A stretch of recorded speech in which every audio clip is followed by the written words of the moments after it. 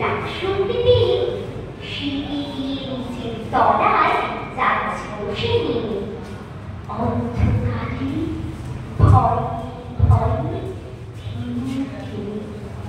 হাতে ছিল প্রদীপ খালি, আঁচল দিয়ে আড়াল করে চলছিল সাবধানে। আমি ছিলাম ছাদে, তারায় ভরা চৈত্র মাসের রাতে।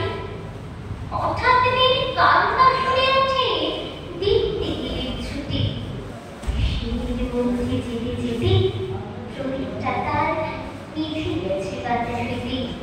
সুধাই তারে, কি হয়েছে বাবি?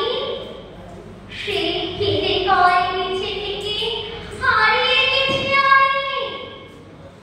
তারায় ভরা চৈত্র মাসের রাতে ফিরে গিয়ে ছাদে।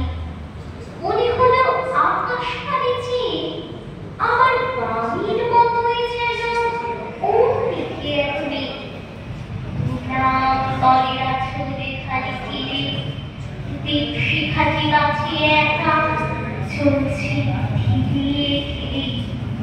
নিত্য যদি আলো যদি হঠাৎ যেত থামে,